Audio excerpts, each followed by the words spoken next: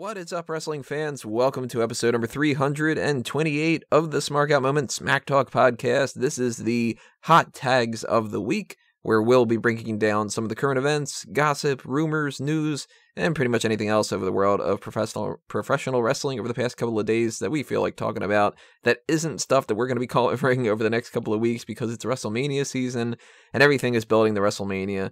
So I try not to dive too deep into those kind of things because how many times can I repeat the same thing in a million articles and a million different podcasts and stuff?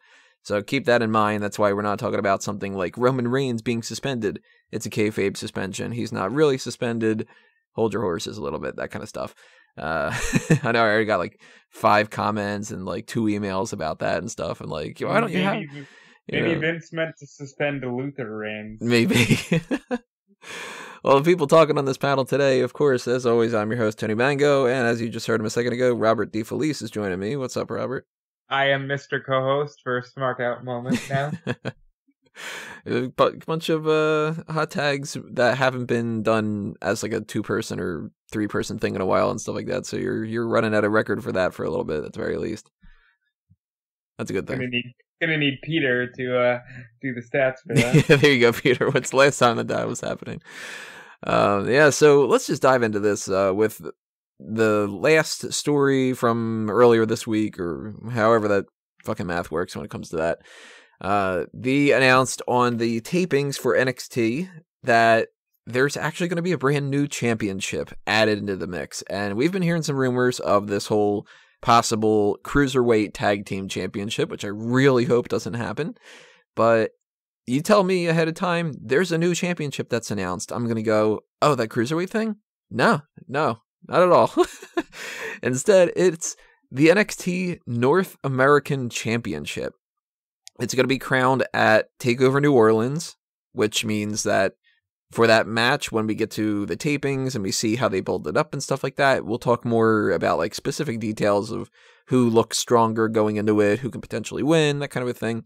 But right now, if you don't know what the spoilers are, the group of people that are to be factored in for this are Adam Cole, Lars Sullivan, Killian Dane, EC3, Ricochet, and the Velveteen Dream. Good crop of people. That's something to get more in depth a little bit later on. But what I want to talk about here is just the idea of we do have a new championship. And I wrote up an article about this, so I'm going to repeat some of my opinions from before. But the 2 things that stood out to me were, number 1, does NXT need a mid-card title? And number 2, is this an NXT mid-card title? Because the North American Championship, it kind of implies that it's on par with the United Kingdom Championship. And it's not an official NXT mid-card title. That's just hanging around in NXT because they don't know what the fuck to do with it yet. So first question to you, Robert. North American Championship. What makes you think that, like, that is the way that they're going?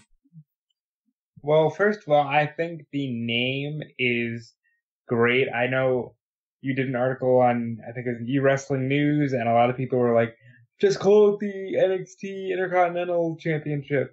But I like the idea that they're trying to establish new lineages, and this is kind of a throwback name. Territory promotions used to have a North American champion, and I like it. The fact that it's the NXT North American Championship and not the WWE North American Championship, like with the United Kingdom title, makes me think that maybe this will be exclusive to NXT and not defended in independent promotions like the UK title is. I think this is the secondary title for NXT, and I've been pitching this idea for a long time because back when they had guys like Breeze and Zayn, I really thought that they needed a secondary prize, even if it wasn't a championship, if it was just like the old FCW 15-minute Iron Man medal thing that they had. I just think this is a good step in the right direction.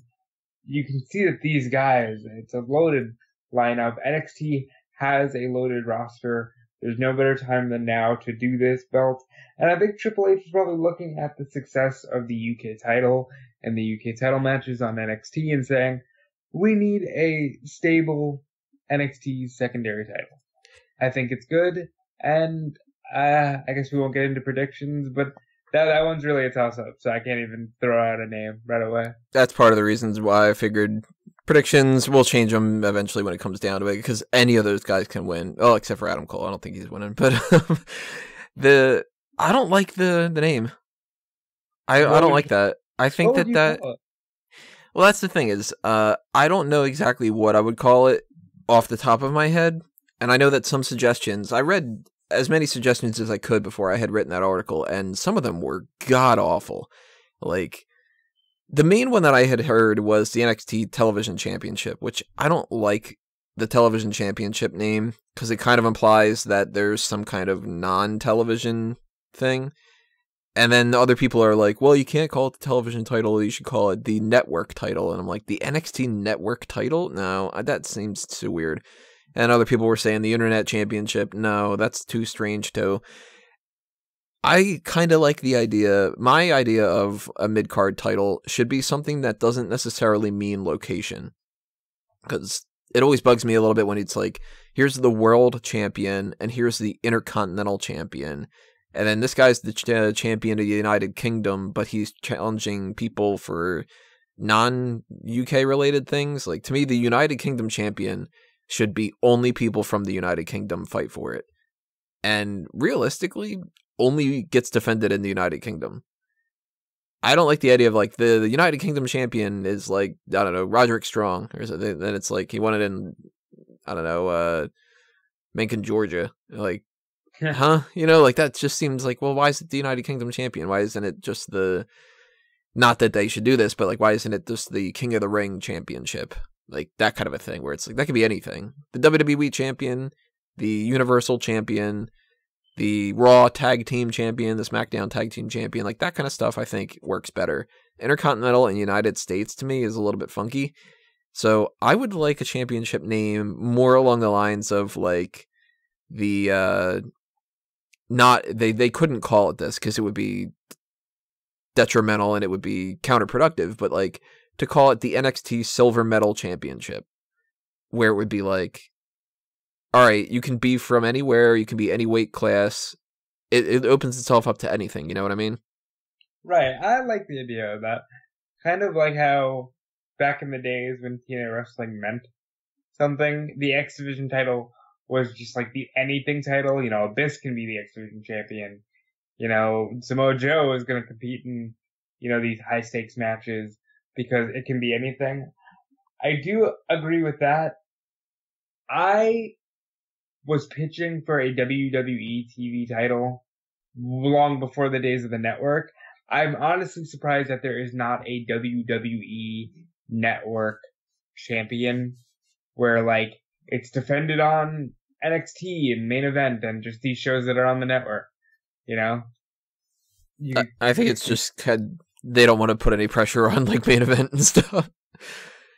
But, like, for instance, you brought up TNA. TNA had that X Division title, and it was, for the most part, their cruiserweight title, but they, you know, Samoa Joe won it and different things, so that was kind of weird.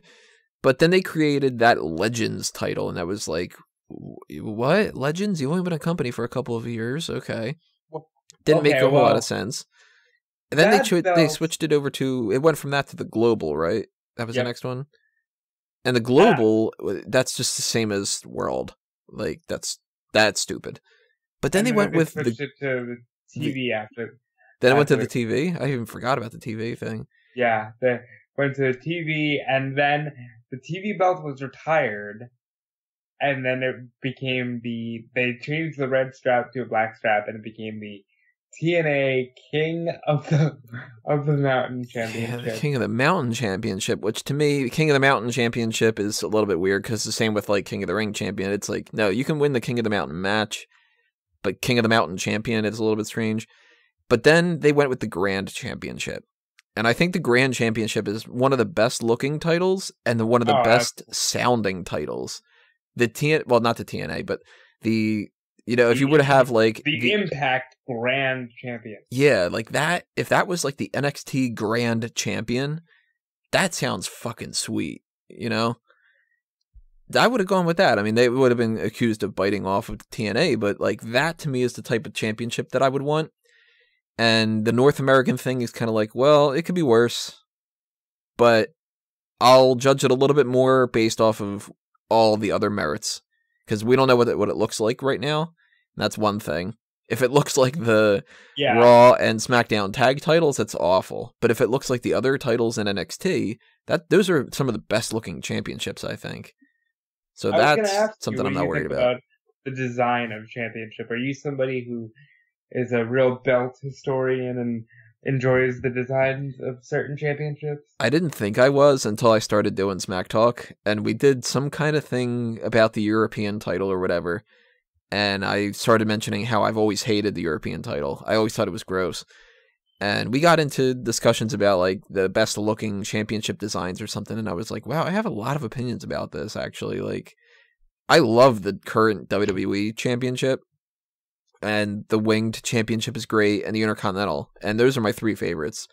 But like the old WCW United States title, I think is great, and the TNA Grand Championship is great.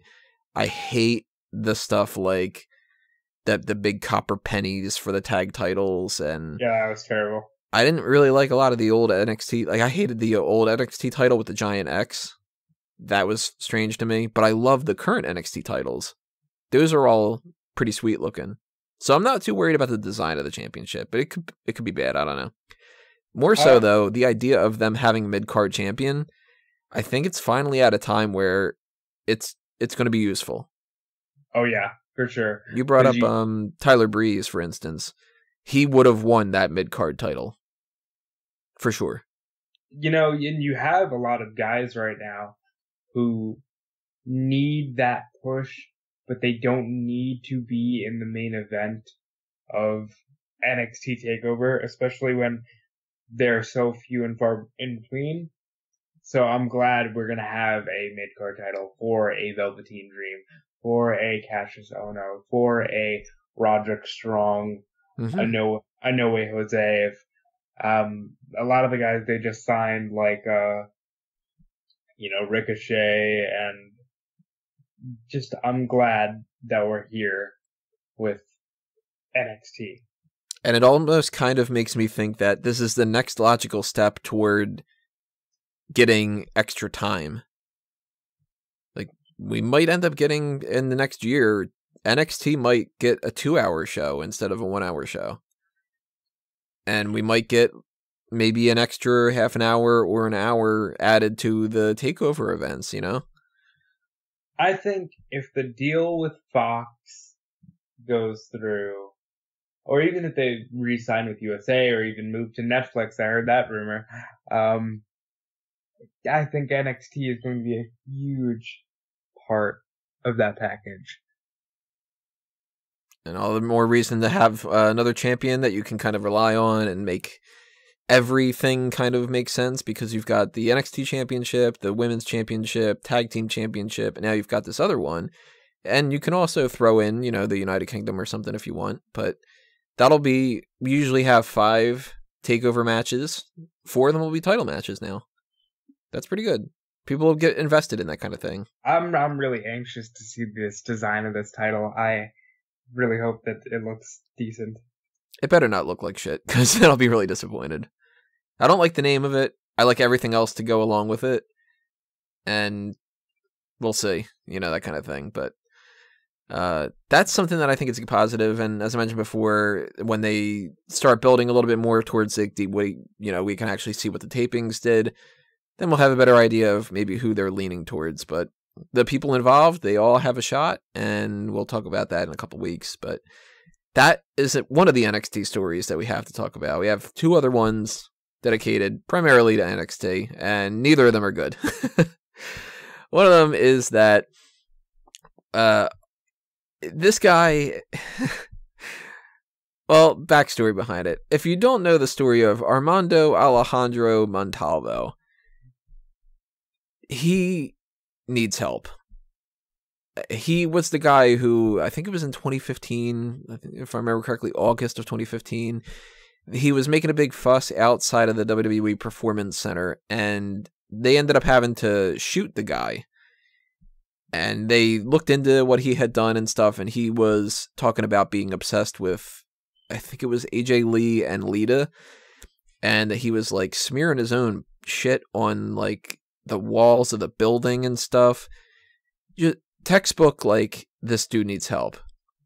I haven't heard about him in a while, and the other day when they're doing these NXT tapings, he pops up, causes a scene, and he actually has a getaway driver that he runs into the car and they drive off before he gets captured again.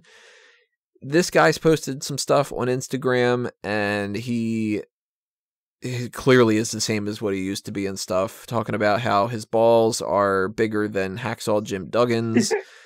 And it's like, it's really kind of upsetting to think that it's like anybody that's like working in the performance center and stuff, like, this is the type of guy that the FBI needs to be aware of, you know?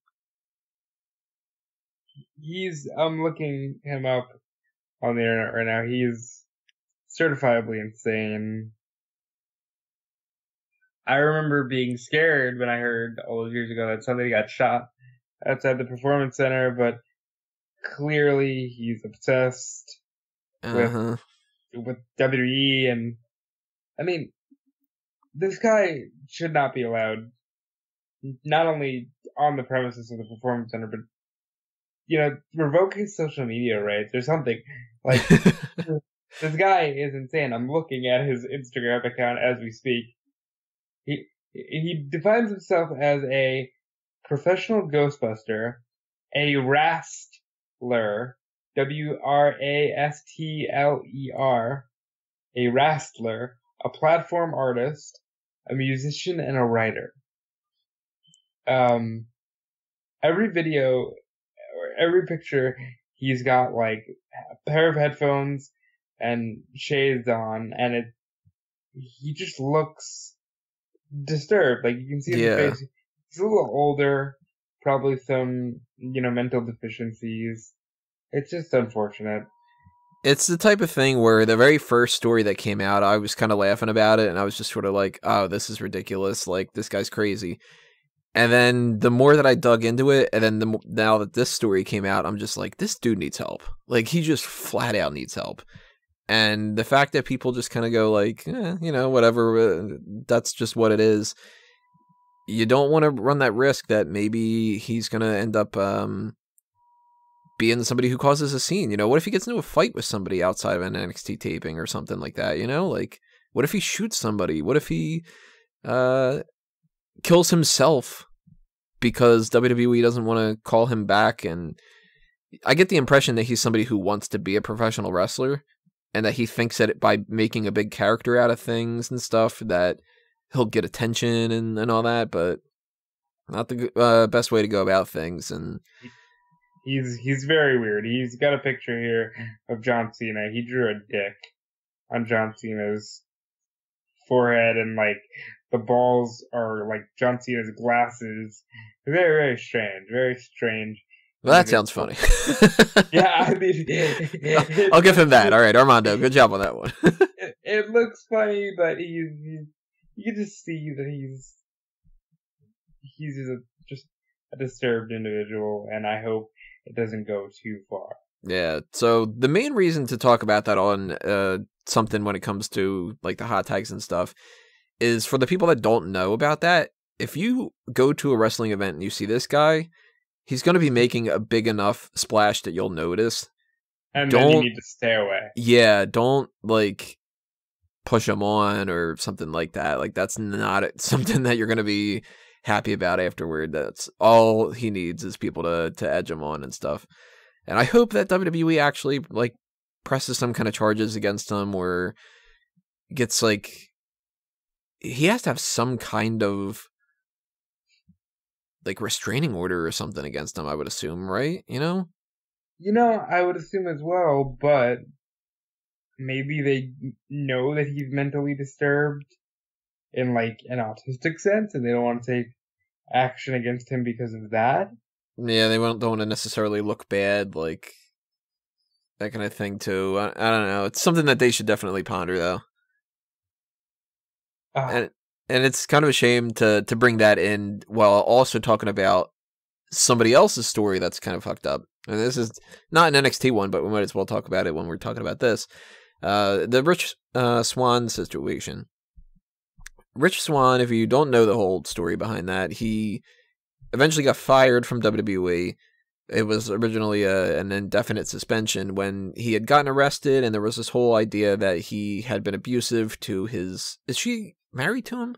She's married to him. I thought so, yeah. He's married to the independent pro wrestler Su Yung. They had got into a heated discussion, according to what was reported, that about her match, and he was just trying to give her feedback, and I guess he gets a little overly passionate, and maybe they'd gotten into a heated thing in public, and he, I guess, allegedly It's hard to tell, you know? It's a weird thing to talk about now because the charges were dropped due to insufficient evidence. She's overwhelmingly supporting him, and he was back with her like as soon as possible, and she's been by his side every minute. You know, listen, in relationships, things happen. You know, human beings will clash, and it's clear to me that she's choosing to work through it with him. Now, whether or not that is dangerous in the long run, that's not for us to say. Yeah, nobody knows what happens behind closed doors, including, even to a certain extent, them.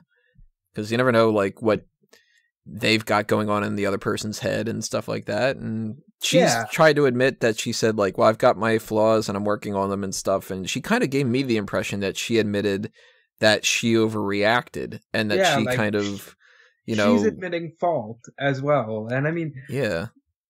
To me, that's all she can do as a wife and as a public figure. You know, people wanted answers. She gave them what she deemed appropriate. That's their business. You know, we should try to be as respectful of that as possible. Apparently that's just not good enough yet, because this is weighing down Rich Swann enough that he's removed himself from his future bookings, and he's saying that he's retiring from pro wrestling. Well, he had said that he was going to retire after the commitments that he had made. And then he said, yeah, I'm not going to do those either, really. And I think because, you know, people were getting some backlash over hiring this guy for independent shows, you know. He did say some kind of tweet along the lines of, thanks for taking a chance on my name, or something. Which, that, again, of course, gave me the impression that he's probably got a lot of negative feedback from people saying, like, well, we don't really want to have you on our show because that's going to look like we're hiring, like, a wife beater. And it's, of course, we don't know for sure, but if he was charged with something, I think it would be different. If his wife left him, I think there'd be more speculation. But in all accounts, it seems like it's a situation where he got charged because of her complaint that she wishes she didn't make, and a little bit of that whole, like, the guy is guilty in the legal system kind of thing. Yeah. And he's getting this negative blowback from it that nobody seems to be willing to not necessarily want to admit, because we're in a society right now where you're one extreme or the other. And if you aren't one extreme or the other, people think that you are. And that's really bad in a lot of different ways. So you've got somebody who, like, look at, like, the gun issue. With guns in America, it seems like if you say, I don't really think a lot of people should have access to a lot of guns, you got one side going, oh, you're going to take away all the guns, and oh my God, you're fucking bleeding heart, whatever. And then you're like, I didn't say that. I don't think that all guns should be taken away. And then the other side goes, what do you mean all guns should be taken away? You want to fucking shoot nuns in the street. And you're like, what? Like that kind of a thing. And so that happens with this kind of thing too, where I think that a lot of people are looking at that and going, this is a fucking headache. I think it'd be better to just not deal with Rich Swann and not to try to make anything until somebody else does it and somebody else takes the risk and all this blows away and then it works out fine.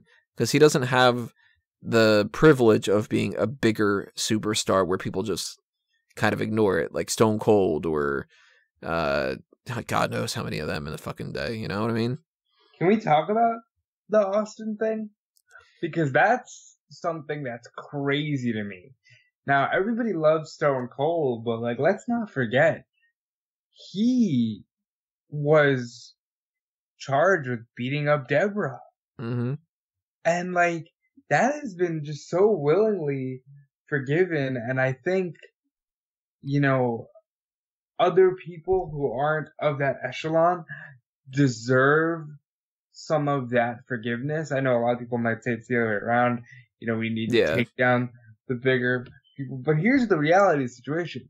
Austin was charged with this thing. You know, it was let go of, forgiven, and he's moved on and is living a happy life, and people can still enjoy his presence. If we have that, like, okay, I learned from my mistake, she's sorry, she, you know, is supporting her husband and wants her husband really to be back in the ring. She doesn't want him to retire. She's like trying to urge him to do what he loves. I can understand Rich Swann 100% from a personal level, because you lose the dream job and you're like, you're sitting around thinking, oh, well, this is what I worked up to. Now what? Right, because that's the goal that everybody wants to get to. And even in WWE, when he got to that point, that wasn't his pure goal. He won the NXT, or not the NXT, the 205 Live Cruiserweight title. So he'll always have that, but he didn't want to get to the WWE and wrestle for a year and a half and then go back to the Indies. He wanted to go and be a WWE guy, you know? Like, he wanted to win, realistically, he probably wanted to win the WWE Championship at WrestleMania in the main event. Like, everybody wants to do that. And, you know, win a Hall of Fame career and go on and do all that other kind of stuff. And when you get fired from the company, sometimes that's almost worse than if you wouldn't have gotten hired. Because at least you've got a little bit of you that goes, well, I didn't get my chance and they didn't give me an opportunity to succeed. And then this becomes, they gave me an opportunity to succeed and I didn't even do anything and I got fired for it. And they'll probably never let me back. And that's really shitty if that's the case. And, you know, and WWE was even very careful about how they let him go. They, you know, with Enzo Amore, they were like, we released Eric Arndt, I think. Or whatever his name is. They said, we've released, they used his real name and they didn't even wish him well.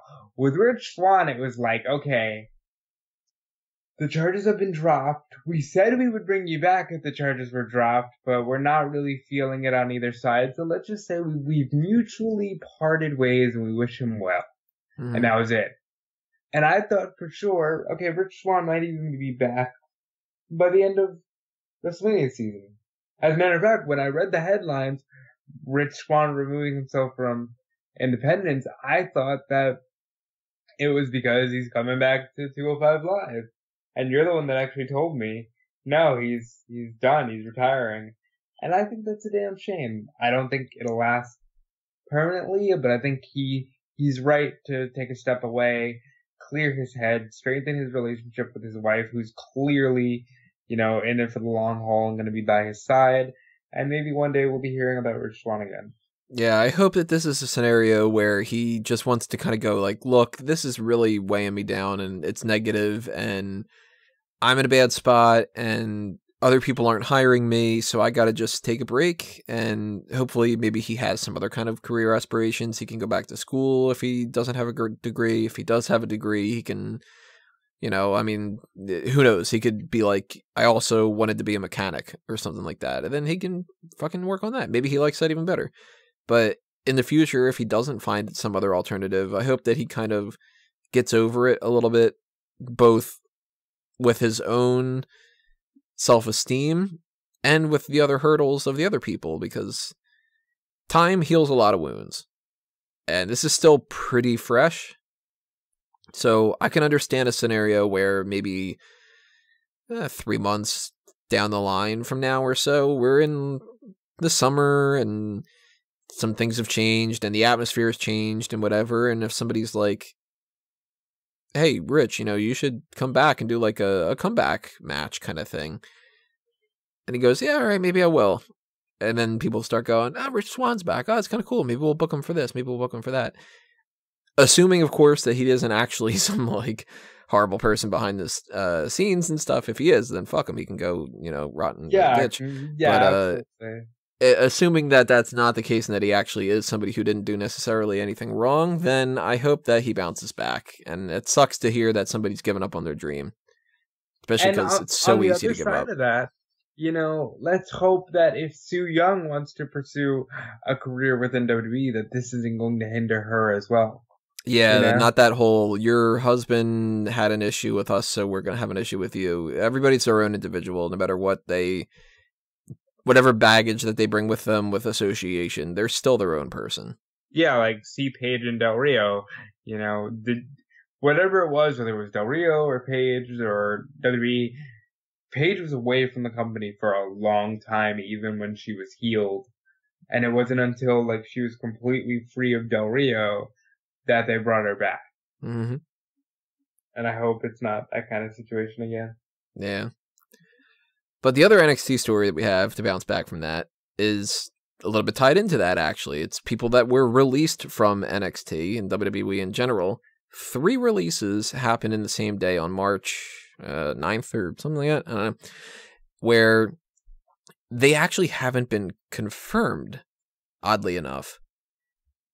It was Ming from NXT, the developmental system, Abbey Laith, and Sage Beckett. So 2 of them might be familiar to people listening. One of them most likely not. Ming hasn't been involved in anything at all. But Abbey Laith and Sage Beckett were both a part of the Mae Young Classic. So if you've seen the Mae Young Classic, you've seen both of them. Abbey Laith won, I think, into the 2nd round. She got eliminated. Maybe the 3rd round. And Sage Beckett, I'm pretty sure she got eliminated in the 1st round, but she was formerly the Rosie Lotta Love in TNA. Rosie Lotta Love. That's how I remember her. Yeah. She looks cool. I remember seeing her match now.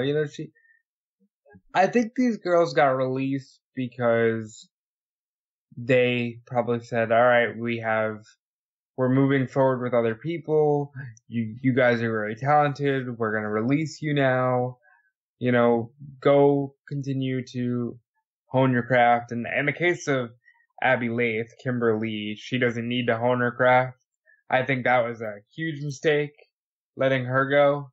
I think she's as big of a deal as a Candice LeRae, and I'm actually very surprised that they let her go. I actually thought she might have asked to be released because they weren't doing much with her. They gave a little bit of hints here and there on social media because, again, they haven't announced this on WWE.com, I guess because it's developmental, but at the same time, a lot of developmental people do get released on WWE.com, so it's a little bit weird that they didn't. And maybe they're just waiting on some kind of official contract terms or something weird, I don't know. I got the impression that Abbey Laith probably thought she was better than what they have her at right now, and got a little frustrated and said, you know what, if you're not going to put me on NXT and you're not going to be putting me on the main roster, I don't really want to stick around. And Sage Beckett, I don't think that's the case. I think that's probably, they booked her because of her size, and she's not necessarily cutting it out. And that they probably said, look, do you really want to do this? And she had tweeted something about, I gave wrestling a bunch of years, now it's time to do something else or whatever. She probably has a little bit of just kind of yeah, I don't know if this is really for me, and I kind of want to do some other things. Maybe I do want to go back to school, maybe I want to be a doctor or something, I don't know. And well, I'm looking at her Twitter account. She's labeled as an actor or actress. Sorry. No, Yeah. wait. She is labeled as an actor. Model, event host, you know, she probably has a lot of irons in the fire. It's probably a Rich Swann-esque scenario where it's like, this was my dream. It didn't pan out. I can safely move on from this chapter in my life. Yeah, I don't think that we're going to see Sage Beckett wrestling anymore. Abbey Laith, definitely. However, Kimberly is already booked for Beyond Wrestling. Kimberly is Yep. already booked for, I think, I would have to check her Twitter account. She's great. I'm really upset that they let her go. She is, again, on par with the Candice LeRae as one of the top indie females you could have possibly brought into your company. I think it was just wrong place, wrong time. They have a lot of talented women, and it's almost like, I know I seem to be on him a lot, but it's almost like a bit of a Dolph Ziggler situation where it's like, a few years ago, man, nobody could have touched her. But nowadays, maybe she's not as needed. So yeah, I'll I go don't back know too much about her. I only really have seen her in the Mae Young Classic stuff, but my impression from her was sort of, she's better than most indie people, and she has a lot to offer, but she probably is better in the indies a little bit. Like, the people in WWE, not every single wrestler is on par with the best. You know, it's not like they have 30-something women on the NXT, the WWE roster and NXT, and 28 of them are, the Shawn Michaels of the division or something like that. There's positives and negatives and different things. But we do have Sasha Banks is good, Bayley's good, Becky is good, Charlotte's good, Asuka has her things, like there's positives and negatives here and there. And I almost sort of feel like they don't need Abbey Laith, but maybe the indies do need somebody that can kind of be that veteran and the person who helps a lot of these younger women out and is a, hell of a draw, by the way. Yeah, somebody who can be a name on there. Especially now. Now she can go in there and be former WWE superstar Abbey Laith. Or, well, like, she can't use the name, but you know what I mean? Kimberly, formerly of the Mae Young Classic, that kind of thing.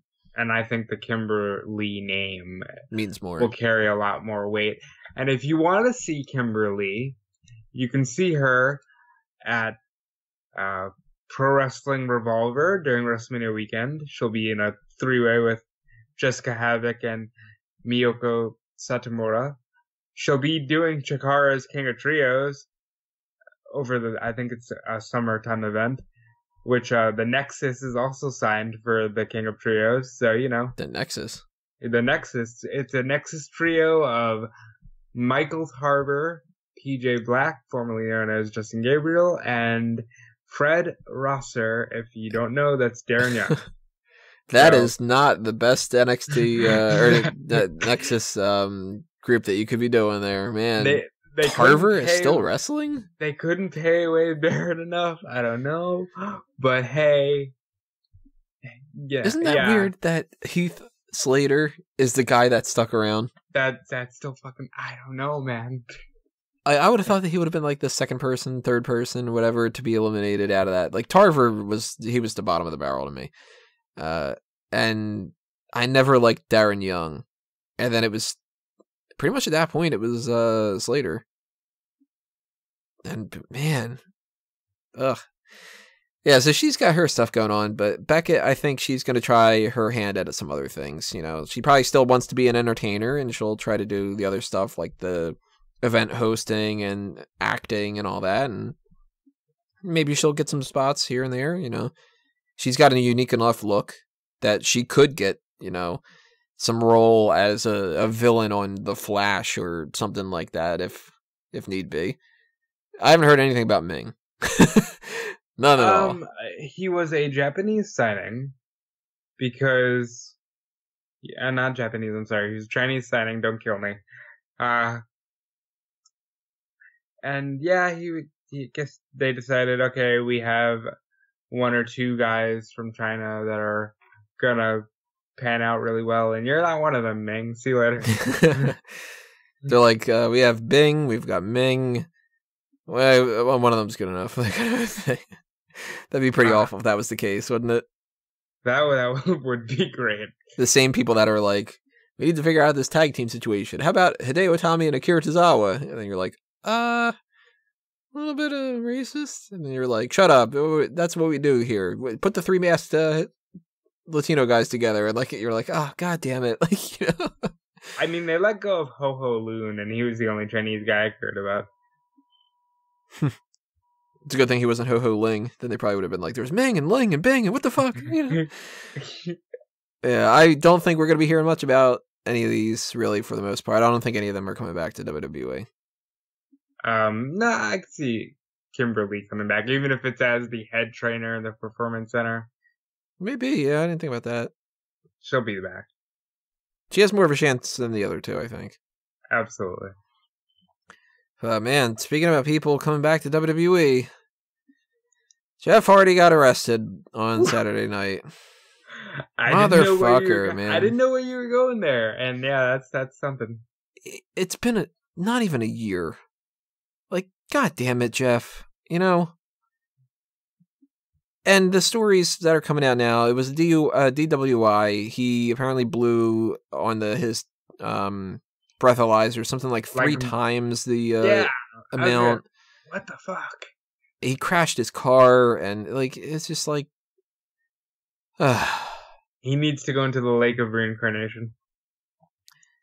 Well, this is the type of thing that's bothersome because it's like you give people a chance, and they prove that they don't have it in them. You know, Jeff Hardy has had so many problems over so many years.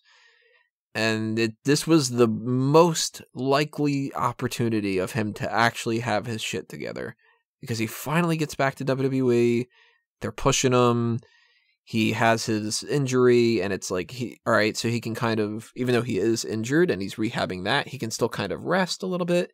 And you know what? Maybe that's the problem. Maybe Jeff Hardy's the type of guy where if he's left to his own self, he does these kind of things. And the only thing that kind of stops him from him is being on the road and just kind of keeping himself busy and whatever.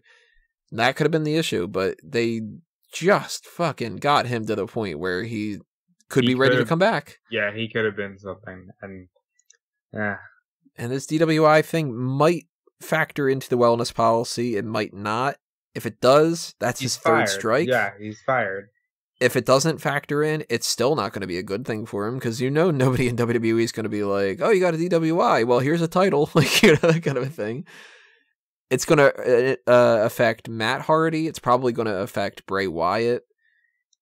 And it's just not good for anybody. Mostly Jeff and his family. Because, fuck, dude. How many times can somebody do something like this where you don't just go, all right, screw it. No more chances. I think Jeff Hardy is loved enough that he'll get every chance in the book. You know what I mean? Like, Jeff is a rock star. You know, they call Nakamura the rock star. Jeff is the literal rock star of pro wrestling. It sucks that he can't keep himself together enough to be the top guy on SmackDown like I wanted him to be. What, 2 days ago you were saying that, like, that kind of thing? And now it's like, fuck, he's got to overcome this hurdle again. It's just another setback like that, though. And it's almost the type of thing where I would have rather had heard a news story that he got injured than to hear that. Because at least then like, it's like, that sucks. He broke his foot on his dirt bike again or something. Yeah, some kind of thing like that. He got into a car accident, but it wasn't necessarily his fault, and he aggravated his... What was it, his shoulder, I think? Rotator cuff. So he aggravated his rotator cuff. That's going to put him back another month or something like that. That would be like, damn, that blows.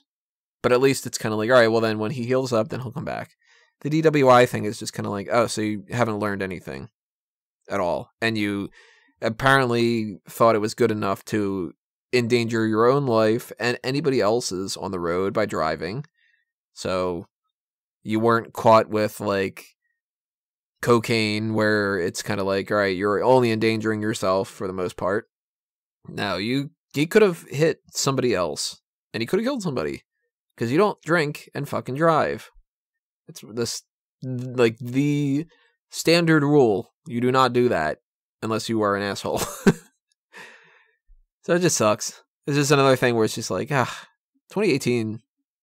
Now, according to Pro Wrestling Sheet, he had filmed a cameo for the Ultimate Deletion segment that will be aired next week. Mm-hmm. If you watch tonight, they made no mention of Jeff. Nope. But maybe they're gonna show him. We'll know enough if he's going to be a part of WWE going forward if they show him during this Ultimate Deletion. And to be fair, there's been issues before where, like, I think it was Jey Uso had gotten, like, a DUI or something like that. Jey Uso earlier this year got a DUI. Everybody was like, oh, they're going to lose to Chad Gable and Shelton Benjamin at the Rumble because Uso fucked up. And nope. No, it ended up being nothing. And by now, nobody even talks about it. So this could blow over, although this is a worse situation, of course. And it's something where that isn't your first strike in any regard. So it works negatively against Jeff Hardy in all aspects. Nothing positive out of it for anybody involved. And it just sucks to kind of hear that. Yeah. Damn shame. Real quick, I'm going to mention this because I'm going to save most of the talk when it comes to Wrestling with the Past, which we're going to be doing in 2 weeks. And that is that we have another inductee in the 2015. I almost said, man, I'm going back in time. The 2018 WWE Hall of Fame, which I forgot to add that to the post on the website itself. But we've got the celebrity wing person this year, and that is what we've been rumored to be getting for a while. Kid Rock is going to be inducted, and it's mostly because he's done a bunch of musical performances and stuff like that. And he's going to perform at WrestleMania 34. Yeah, and let's put it this way. I do not really like Kid Rock. I like Ball with the Ball. Ball with the Ball is a great song. And that's it, I think. You know, I'm not gonna lie, I think much like a Nickelback or a, Limp Bizkit or even a Saliva, if you grew up in that time frame, and especially if you watch wrestling, you know a couple Kid Rock songs pretty well. Mm. I don't think he's done enough for them to justify entering the Hall of Fame. If anyone is going to enter the Hall of Fame from that era of music, I think Fred Durst should be that guy. But I'm okay with the induction, even though I just said I don't really like Kid Rock. Who inducts him? Like, who gives the speech? That I don't know, and it's kind of strange. They haven't said anybody that's inducting anybody yet. I wonder, my 2 picks would be Heath Slater and Michael Hayes. I don't even know if Michael Hayes likes Kid Rock, but it just seems like he would. Yeah, that's tough. Who the hell would induct Kid Rock? Real quick, because he doesn't have any real strong ties to anybody in particular that would be able to do it. At least none that I can think of. Maybe he's going to be inducted by all of the women that came out that won WrestleMania. Just one by one. They all have one word that they say. He's going to do it again. They should have him play So Hot as whatever many girls are coming out for what we're going to talk about in a little bit. That too, though, man, that announcement that he's going to be performing at WrestleMania. How the fuck are they going to have time for all this at WrestleMania? Supposedly, that is the thing, and this is why The Miz doesn't like him, which The Miz will probably end up inducting him because of it. That got the Miz and Morrison Primo Epico unification match kicked off of WrestleMania 25 and booted to the pre-show because Kid Rock was like, no, I want to have a whole concert. I don't like concerts at WrestleMania. Even if I like the song, I don't like it.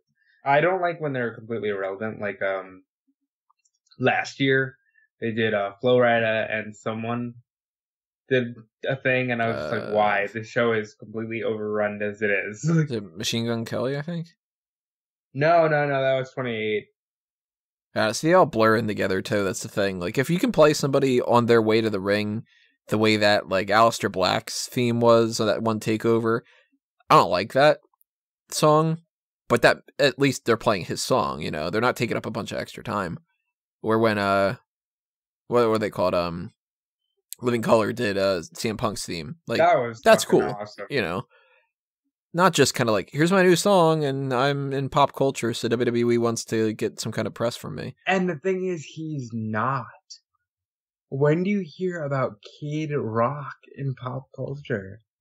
In 2018? I pay no attention to pop culture anymore. I've put my finger off the pulse when it comes to that, because I just cannot stand all this Kim Kardashian type shit. And I actually, when I found out the Kid Rock persona and the character is actually a bit of a ruse, and he grew up as a well-mannered, you know, kind of silver spoon person, I kind of lost whatever interest I had in him because of that. I didn't even know that.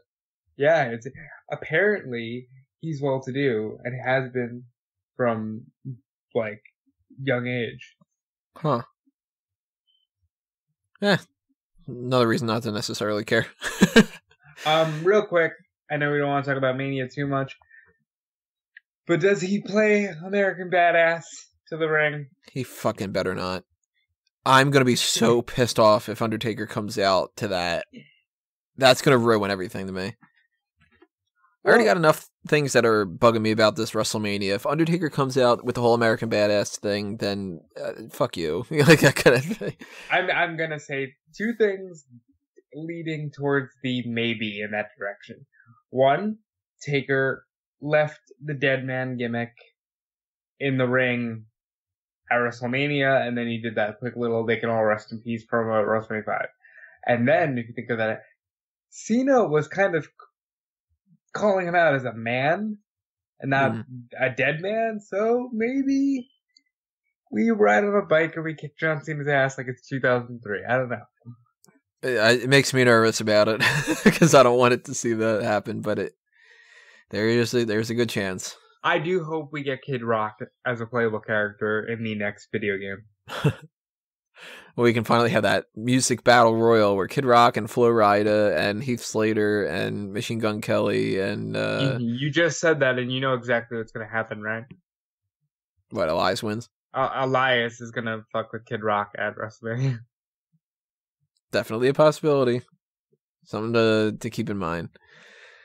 Another thing for WrestleMania, though, and this is another one we're going to put a pin in as far as, like, pure discussion of, like, who can win and stuff like that, though, but they did announce tonight there is a fabulous Moolah Memorial Battle Royal happening this year, and assumingly every year in the future, which I know a lot of people are going to hate this, but it sucks. They have designated the clusterfuck girls match, which means that they have more incentive now to not even book the women in a prominent role, because Sasha and Bayley, who should be in the Raw Women's title match, I don't care how many times we've seen them go one-on-one, they're that good.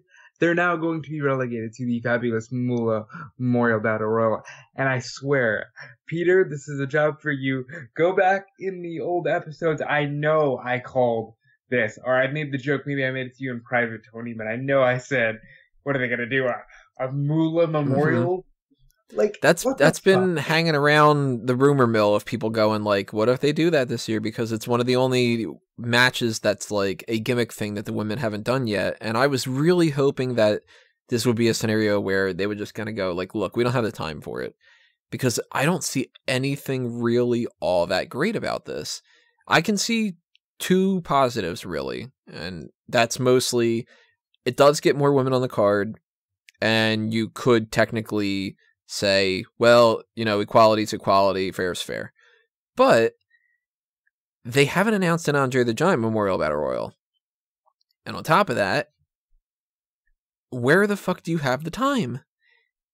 Do you think they just swap out the guys' Battle Royal for the girls' Battle Royal? They'd better not. If they do that, that's bullshit. First off, because why should the women get a Battle Royal and not the men? Same as what you would argue, why should the men and not the women? Fair is fair. Also, though, the Andre the Giant thing, was it 3 days afterward is going to be this big HBO special HBO about thing. So yeah, they got to do the Andre. That would be the stupidest idea that they can do. And there are plenty of people, and I know that this is going to sound controversial, but there are plenty of people on the main roster right now that are bigger deals in the men's division that aren't booked at WrestleMania yet than the women that aren't booked at WrestleMania yet. Is anybody really going to give a shit if Dana Brooke doesn't wrestle, or if, say, I don't know, like, yeah, I mean, I'm assuming that Alicia isn't going to be healthy in the time, but like, yeah, like an Alicia Fox, or would anybody have made a big fuss if Naomi didn't? And it ended up being maybe Naomi, maybe Becky Lynch. Now, I like Naomi. I like Becky Lynch. They're two of the ones that I think are actually like really good in the ring and stuff. And same with Natalya and whatever. But not everybody can get on the card. And when you get like the Battle Royals, it makes sure everybody's on the card, which is good. But it's also a scenario where that means we could have maybe gotten 1 or 2 other matches that they're not going to be able to do now. And if you look at the possible scenarios we got Universal Championship. Brock versus Roman. That's set in the stone now. Shinsuke Nakamura versus AJ Styles, WWE Championship. That's set in stone. Asuka versus Charlotte. That's set in stone. I'm assuming Alexa Bliss gets steamrolled by Nia Jax. And I'm thinking that's under 5 minutes. Which, it's not the worst thing in the world. It is the biggest woman on the roster versus the smallest woman.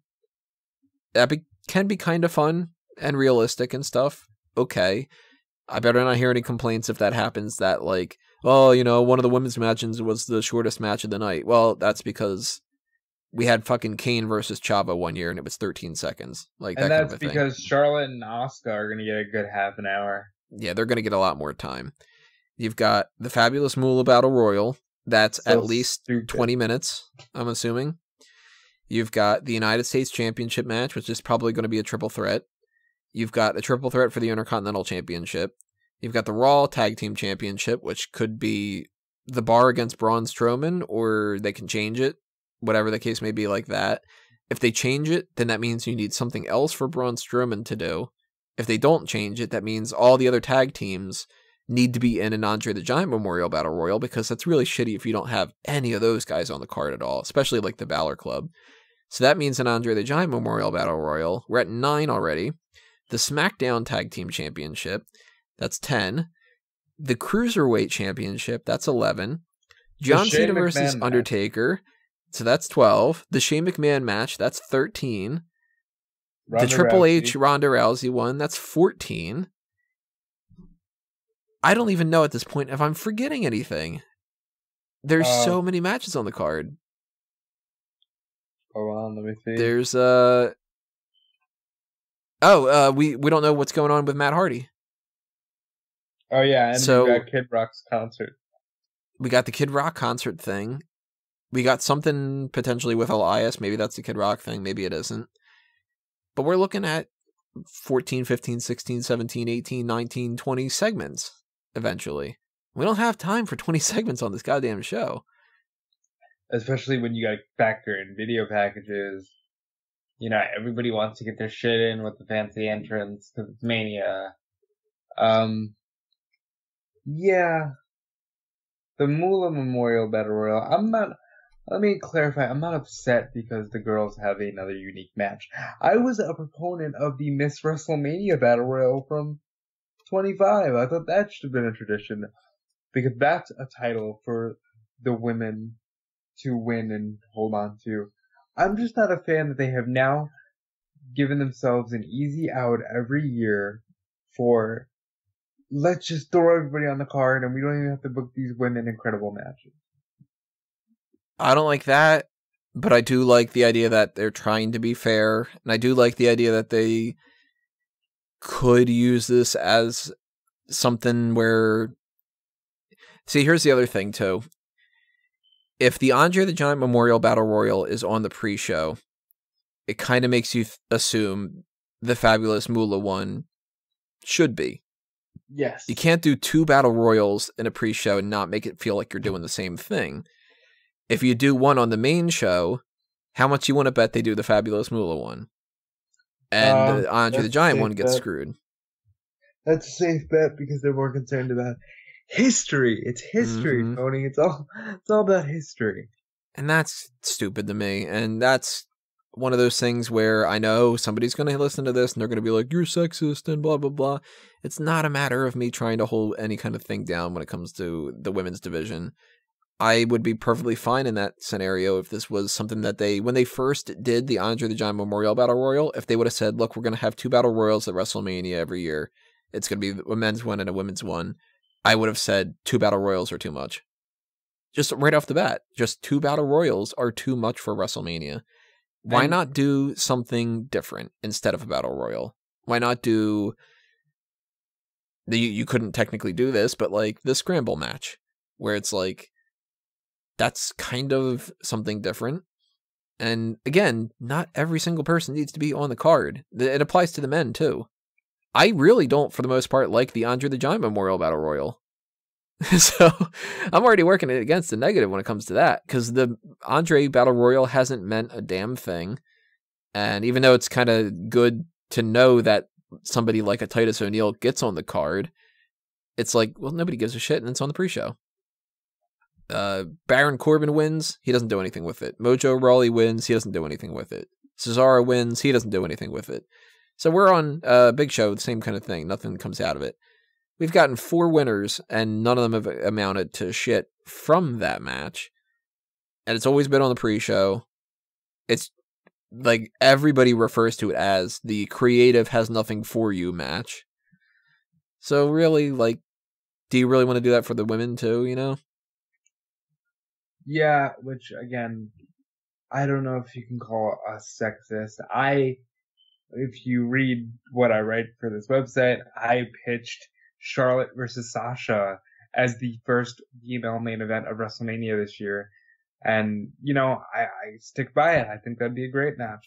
I'm a fan of people being used in proper positions, and I think this constant get everybody on the card booking hurts these shows in the long run. It does. And that applies for a bunch of different matches like that too, where I don't want to see that 9-man ladder man intercontinental title type match or something like ladder man. Ladder man, is that a new? Did I say the ladder man? Yeah, the 9-man ladder man. Maybe I didn't want to see that. Some guy made out of ladders, like he's just like each one of his appendages is a ladder. That'd be kind of fun. Just see people climbing up them. Oh, wondering what they need to grab. What a character he'd be for a wrestling match. Now imagine a ladder man going up the ladder for a ladder match. Oh, that's so meta. Every match is partially a TLC match because he's in it. Ladder man. I like him. The worst superhero in history. Yeah, I don't like when people are talking about what can they do with the United States title. I think the triple threat is already kind of a little bit overkill, and I don't want to see Baron Corbin and Dolph Ziggler and Mojo Rawley and Ty Dillinger and Sin Cara and Chad Gable and whatever in the mix too, because that's just, how many matches do we need where there's 20 people involved? So the Fabulous Moolah thing, I am either going to look at that and go, oh, it's good enough that they got the women on the card, and I hope it doesn't crap out the amount of time. If they don't have the Andre one, I'm going to be pissed. Yeah, me too. I know the only thing that we have left scheduled to cover is the photo shoot on the network with Jim Cornette, but I'm going to jump in here with a few things that I just saw and caught my eye. Before you do that, I wanted to bring up one more thing about Fabulous Moolah.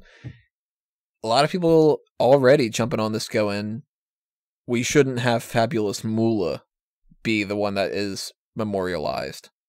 Talking about her past with, like, kind of degrading women and everything like that. And yeah, I'm the people that said it. Like, if we're going to live in a time where we're going to hold the past accountable for what we do today, you know, Moolah was, not only was she a hard ass and like one of the most legit tough women, which is the image they're going to try to portray, but she also, you know, kind of did some shady things to these young girls.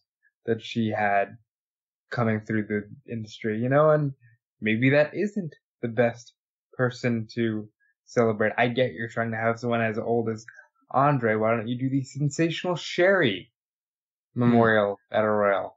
Maybe, why don't you do the Miss Elizabeth? Maybe not Elizabeth. That would be kind of fun.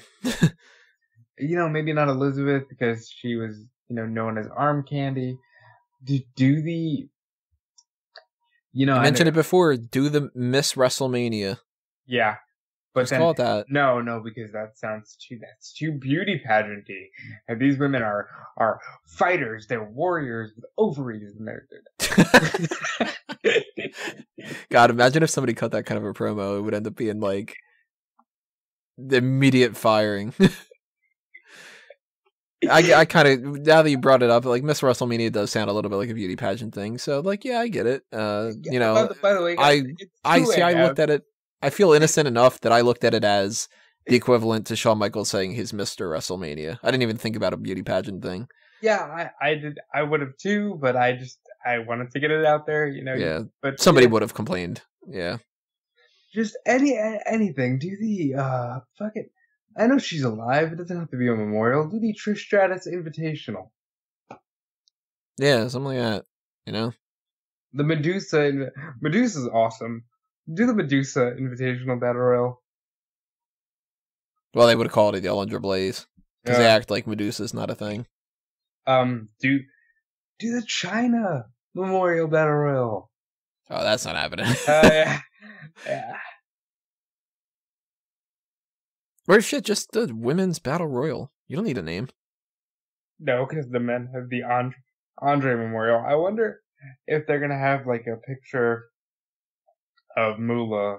I've never seen like a candid photo of Moolah good enough to put on a statue, but I wonder what the statue is gonna look like. Oh, they already showed what the statue looks like. See, guys, I didn't watch Raw. I'm sorry. What's the statue look like, Cody? Awkward. I was right. I'll show it to you on our Skype chat right here. Here you go. All right, let's look at it. It's not flattering.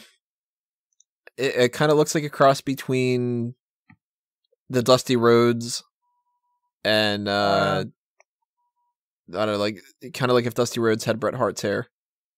It does look weird. It looks like it could be like Wendy Richter, or it could be any woman from that era.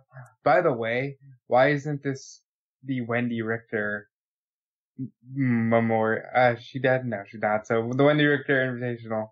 It's invitational until they die. Then it's the memorial. Yeah.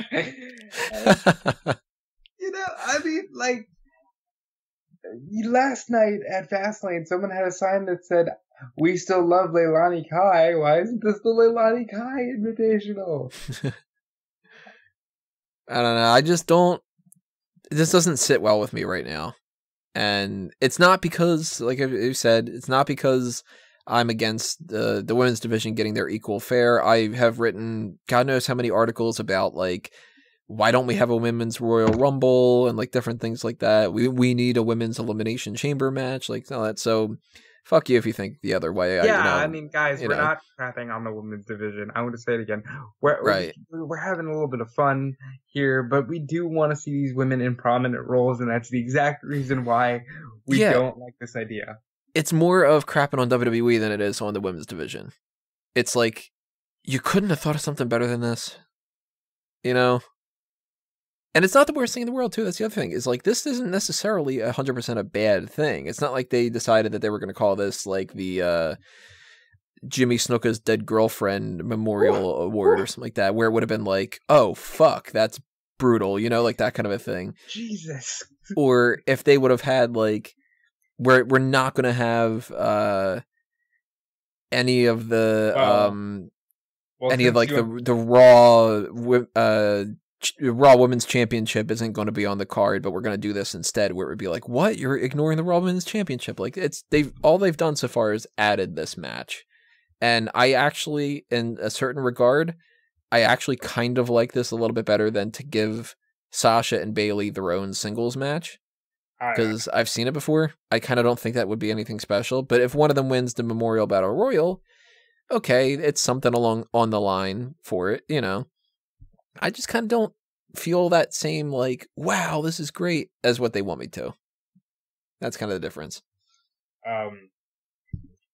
Yeah, I'll have more to say when we do the predictions, because I was about to throw out a prediction.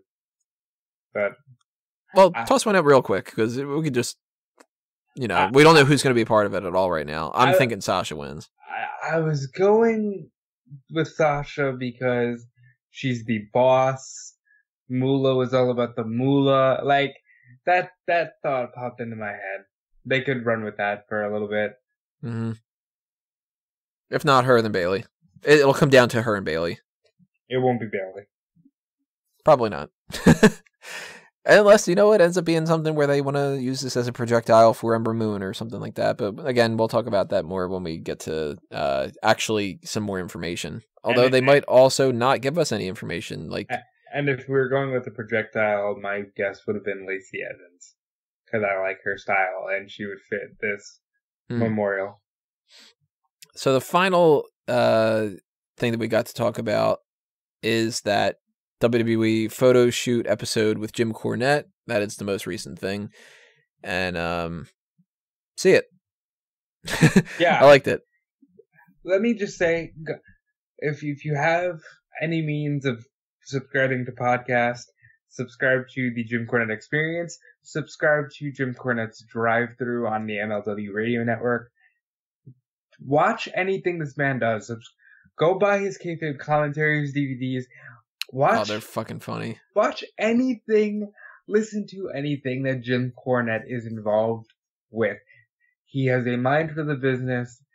And yes, he shits on the Bullet Club, but he doesn't do it because he doesn't like their athleticism. He just does it because he just doesn't see a point in constantly doing high spots. But Jim Cornette as a mind is fantastic. As a comedic presence, he's fucking amazing with that. Is amazing. He delivered a line. I wrote down two lines from the photo shoot that I liked specifically. I'm curious if it's one of those. I might be. It was the two that I wrote down were actually in reference to the same person. He said, if it were raining soup, he'd be out in the yard with a fork. That was it. That was it. That one, and the other one that I liked was, I couldn't warm up to him if we were cremated together.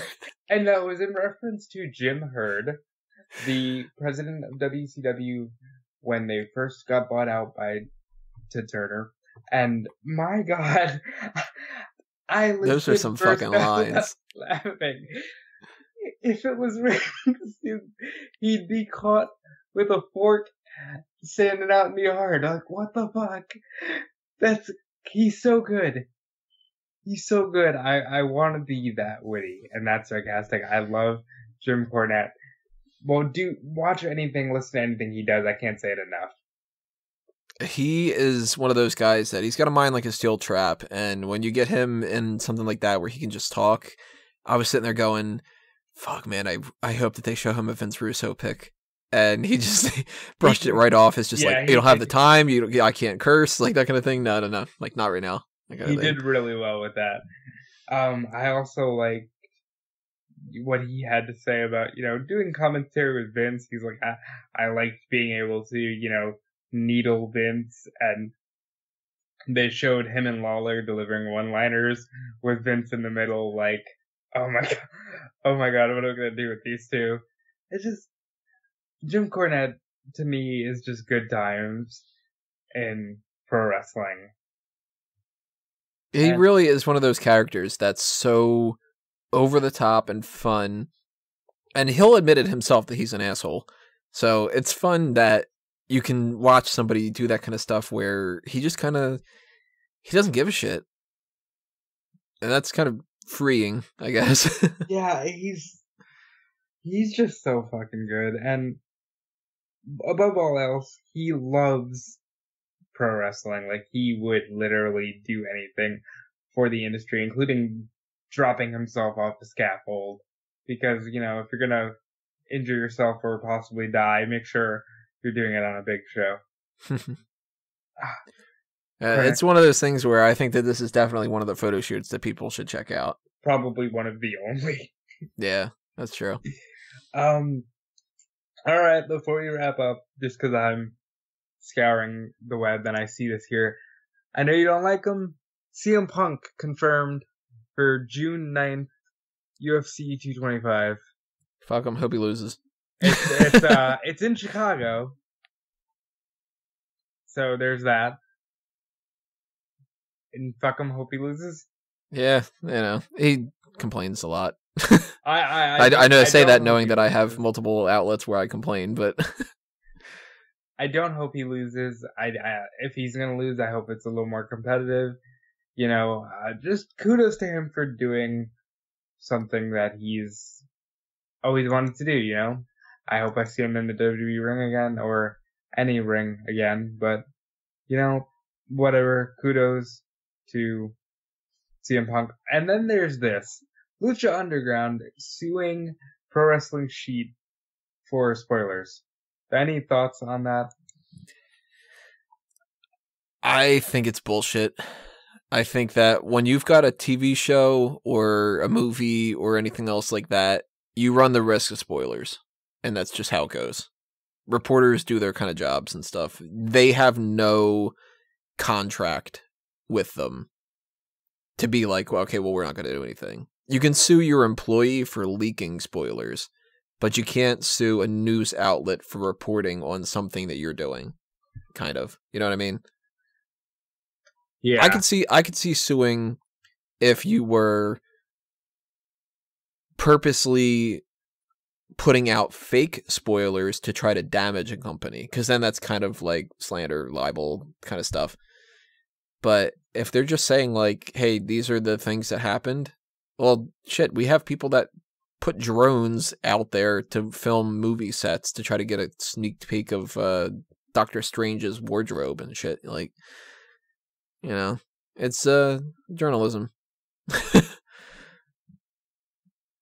And I understand why Lucha Underground might go this route, because they're more of a television series and not as kind of free roam as WWE or TNA. But, I don't think they have much merit. No, I don't think so. And I think that this is one of those cases where they probably just did that because they were pissed, and it's like, we want to make a statement to try to stop people. And I can't imagine them winning. And then, I guess lastly here, WWE had announced that Ronda was going to appear on every episode of Raw. Yep. And then deleted said article. The very next week, she doesn't appear. The very next week. And then they start to show off with a whole thing about some people have special treatment, and it's like, yep. It's not looking good for Ronda Rousey. She sucks in the ring, she sucks on the mic, she doesn't know her presence yet, and she also is already not making appearances. Not a fan. Yeah, it's unfortunate. I guess that's it. Yeah, there you go, everybody. Those are the hot tags for the week, at least as far as Tuesday morning, technically right now. Bro, it's 2 a.m. Yep. And if you have not already put your opinions out there on these different things, drop them in the comments section below on YouTube or on whatever else platform you're listening to this and stuff. Hopefully not other than YouTube, because then you got it on like a stolen platform. And, there's iTunes. Never mind. Yeah, I was going to say, you do have a podcast. Yeah, that Tony Mago steals from me all the time. But yeah, leave your comments, tell us what you thought about all these kind of stuff like that. Make sure you hit that subscribe button that subscribe button as well on YouTube, and you will be able to be aware of like the next things that are going to be coming up if you ring the bell for notifications. The next thing is going to actually be my fantasy booking for WrestleMania 34. If I fucking get a chance to do it, because I have been so swamped with work, and the way that this week went down with Raw, it just became like, hey, here's like another 8 things to change. And I'm like, God damn it.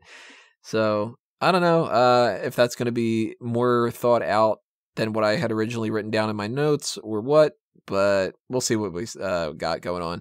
And that's either going to be coming up sometime Wednesday or Thursday or Friday, depending on when I get a chance to do it.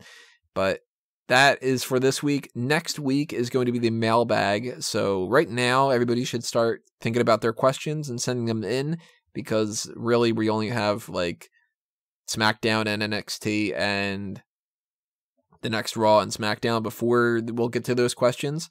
So there's no pay-per-view that it's like, what do you think is going to happen, whatever. But I will mention to everybody, try to keep the WrestleMania question. Sorry about that.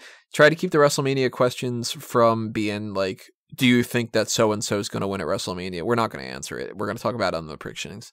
Talk about some other stuff. What do you think about Braun Strowman's hairstyle or whatever the fuck? Like, whatever. Yeah, I mean, ask us more questions about food. Like, yeah. A lot of food questions are good, Make it real easy for us. Ask about dreams.